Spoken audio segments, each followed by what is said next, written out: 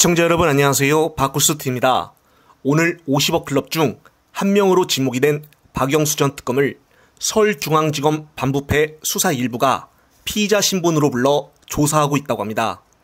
아침 일찍 비공개로 소환을 했다고 하는데 이것도 참 웃기는 짬뽕입니다. 서로 간에 입을 맞추었을까요? 포토라인 서기가 창피해서 그랬을까요? 아마 지금 조사받는 것도 예전에 우병우 전 민정수석이 검찰 조사를 받을 때 사진처럼 이런 대우를 받고 있지 않을까 싶습니다. 박 전 특검은 우리은행 이사회 의장을 맡았던 지난 2014년 우리은행이 성남의뜰 컨소시엄에 투자하도록 영향력을 행사해주고 대장동 일당에게 200억 원의 상당의 땅과 건물을 약속받은 혐의를 받아 소환이 됐습니다. 하지만 이것도 일종의 검찰의 쇼인 것이 다음 영상을 통해 알 수가 있습니다.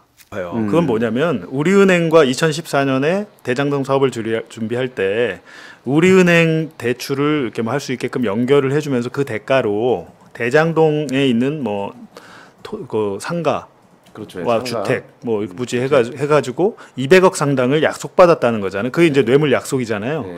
근데 문제는 우리은행에서 대출을 한 게 없습니다. 그 범죄가 실행이 되고 그게 뇌물의 약속이 있어야 되는데 그렇잖아요. 근데 그게 중간에 우리은행은 빠져요. 못하겠다고 그렇죠. 빠지고 하나은행이 하게 되는데 왜 그 부분을 언론에 흘렸는지 모르겠어요. 언론들이 다 그걸 받아 쓰더라고요. 그리고 이제 보시면 도시개발을 하는데 아무리 화천대유 김만배 회장이라 하더라도 저 땅 제가 살게요. 이거 못합니다. 다 추첨을 해야 돼요. 지금은 아파트 GS건설이 자이 아파트를 짓는데 GS건설 회장님이 몇 동 몇 호 내가 살게요. 안 됩니다. 지금. 땅도 마찬가지예요. 거기 이제 주택 단독주택 부지나 여러 부지에 대해서 화천대유가 할 수 있는 게 없어요. 근데 당연히 도시개발공사에서 하고 물론 무슨 장난을 칠 수는 있겠지만 구체적인 그 땅의 필지를 보여주면서 얘기했다는 거 아니에요? 여기 해드리겠습니다. 근데 그때 당시엔 그 구획계가 정확히 나오지도 않았는데 그게 어떻게 말이 됩니까?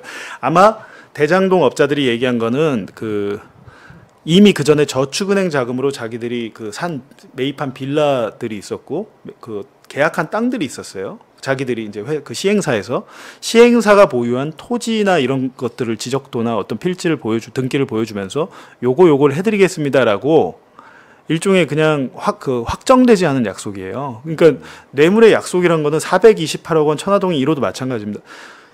뇌물의 약속이 대법원 판례에 보면 확실하게 유죄가 되려고 하면 확실하게 돼야 돼요.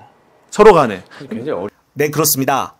앞으로 12월이 되면 50억 클럽 대상자들이 특검을 통해 수사를 받게 되므로 박영수와 검찰들이 미리 대비를 하려고 하는 것이 아니냐 하는 말들이 나오고 있습니다. 50억 클럽 특검이 발의되기 전까지 한 번도 소환 조사를 하지 않았던 검찰이 이 일이 있은 후부터 달라졌기 때문입니다.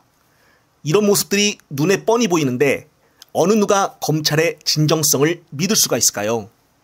박영수의 딸 또한 2019년부터 2021년경에 5차례에 걸쳐 11억 원을 대여를 해줬고 화천대유가 시행한 6억 원대의 아파트를 분양받기도 했고 성과급 5억 원과 퇴직금 2천만 원까지 받은 혐의가 있습니다.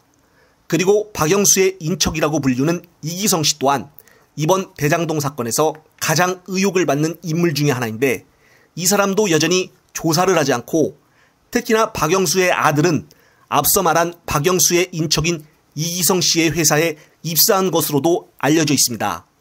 하지만 이런 것들 역시 검찰은 일체 조사조차 하지 않고 있습니다. 이런 부분들이 버젓이 알려져 있기에 대다수 국민들은 검찰의 수사를 신뢰하기가 어렵다는 이야기입니다. 정말 검찰의 편파적이고 입맛대로의 수사가 참 개탄스러울 뿐입니다. 영상을 보신 구독자님들은 어떤 생각이 드시나요? 이번 영상은 여기까지입니다. 시청자 여러분, 시청해주셔서 감사합니다.